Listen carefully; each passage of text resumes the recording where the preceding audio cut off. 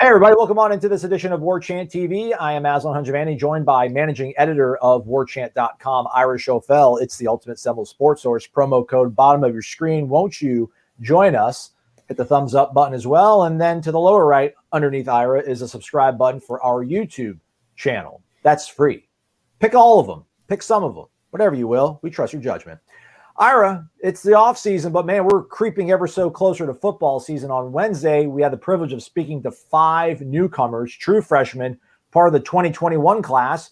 And as we sit here, the 2022 class is the one that's getting all the sort of accolades because they're top 5 in the nation right now. But as we spoke to those 5 gentlemen the other day, the wheels in your head started turning about we need to maybe look at them through a different prism.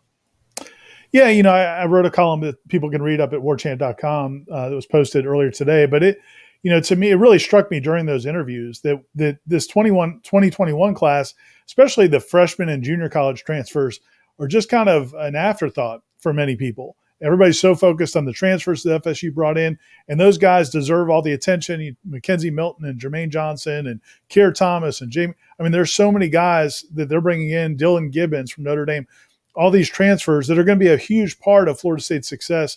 You would hope Florida State's success in 2021 going to play a big part in their season without question. But a lot of people have just looked past the 17 guys that they signed as part of that class, the high school players and a little bit of junior college edition as well.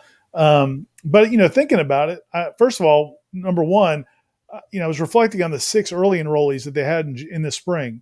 Malik McLean, Josh Burrell, Josh Farmer, some of those guys, Kevin Noles, were really impressive, I thought, in the spring. So I think that gives you an indication that class may be better than people thought. But then also, just thinking about how much credit they deserve for signing with FSU. After a 3-6, we keep saying that about the 2022 class because they've committed to FSU after a 3-6 season. But at least those guys have been able to come on campus. The Travis Hunters and AJ Duffys and those guys have been able to meet the coaches in person. They've been able to come to campus. Some of them have taken official visits. Those guys that signed in 2021, some of the ones we interviewed this week, didn't get any of that. I think you may have even brought it up with one of them, one of the players we spoke to, that they had to do all this by Zoom. This was the first chance when they actually got to FSU this summer, was the first chance some of those guys actually got to meet these coaches in person. And so, that's part of what I talk about in that column, which is just this group, especially if they have success and this program has success over the next few years. I really think this 2021 class deserves a lot more credit than they're going to get right now. How much of this sort of concept you're thinking, Ira, about kind of appreciating this class because of everything they had to go through, whether it's watching this program not have a very successful season or not being able to actually interact with the coaching staff? How much of it was the fact that what you did see from the guys in spring, as you mentioned earlier, was pretty encouraging? Yeah, it is. I mean, that is a big part of it. Again, a lot of these guys they took, you're talking about 3-star prospects. Of the 17 signees, I think only 4 were 4 stars. They didn't have any 5 stars. So again, there's a reason this class was ranked number 30 in the country. Part of it's because they only signed 17 players so they could leave that space for that big transfer class. But also a lot of these guys were not highly thought of nationally. But I think, what we saw in the spring has to be encouraging. I think Joshua Farmer was a 3-star guy. I was super impressed by him. And if you talk to the coaches, they were very impressed by him as well. He put on a ton of weight quickly. He played defensive end in high school, but put on about 30 pounds or 40 pounds in the spring. And it really still looks very explosive. You talk about, Kevin Noles, Malik McLean. Malik McLean was a 4-star prospect, but a lot of these guys, Joshua Burrell was a 3-star guy who very physically impressive freshman.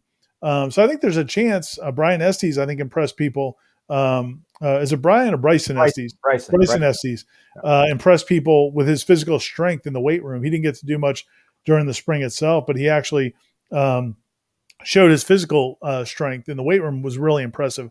So I think they've got guys that, if you look at the guys they brought in, even the ones that were not highly recruited, I think showed more than people might have expected in their first semester. So if that's an indication of what those 6 guys, a lot of the higher rated guys are coming in the fall. Some of the 4-star guys and some of the other guys that I think people had high expectations for, some of the guys we talked to, this past week who were impressive. I thought Chambray Jackson was a really impressive guy. Byron Turner, a young defensive end, really impressive guy. If you look at their film, there's a lot to like. And then when we talked to them on Wednesday, they just came across as very self-assured. And again, that point, I keep coming back to is, they're coming off a 3-6 season. They hadn't had a chance to really meet any of these coaches in person. Most of them hadn't had a chance to even come on campus, but they still committed to Mike Norvell's vision, the vision of his coaching staff. And I think that says a lot. It's granted, these were not all 5-star recruits. They could have gone anywhere in the country, but they did have options. And that's one of the things I talk about in the column is, those guys, George Wilson out of Virginia signed with Florida State. He was previously committed to South Carolina, was down in North Carolina, Auburn, and Florida State at the end. I mean, he easily could have gone to Auburn, or he easily could have gone to North Carolina, a team that just won 10 games, but instead he chose Florida State. And I think, if this program turns around, this class could be a big part of it. We'll see what they do on the field, but I think just the fact that they were willing to jump on board at a really tough, as dark a time as Florida State football has seen in 40, 50 years, coming off a 3-6 season and being in the middle of a pandemic. I just think those guys deserve some credit. Yeah, that transfer class, obviously a huge stopgap, but it's given these guys the time to hopefully develop at a good pace, a healthy pace. I mean, some of these guys came in at underweight, you might say, but they've already packed on pounds, so that's extremely encouraging. They're showing the right work ethic, to say the least, and they're focused on grinding. Ira, they're not worried about the NIL. That's really encouraging too, right? Despite many attempts to get them to say otherwise. Yeah, I mean, I think obviously, I think they were kind of coached up on that point, but I mean, it's I do think it's a hungry group. I think that came across from they know what they signed up for. I think there's been times in the past where Florida State was kind of struggling, and you brought kids in, and they came in thinking they're going to turn it around overnight. I don't get the sense that they think that. I mean, even Byron Turner made a comment about winning a natty. I don't think he's thinking in 2021 or 2022. I think for the most part, I think most of them were like Patrick Payton, who said, I just want to be able to look down the road and say, hey, I helped turn that place around. Again, he's another guy that, was committed to Nebraska before he flipped to Florida State. Not that program's on great footing, but, Miami was showing interest, and he could have waited. I mean, all those guys that signed in December could have waited to February to see if more opportunities opened up, and they didn't. They jumped on with Florida State. So, again, we'll see how it all plans out. I do think, to the point you brought up earlier, I do think from what we saw in the spring, none of those guys were disappointing. Of the 6 that came in, they were all probably better than most people expected, and that could be a good sign for that group going into the fall.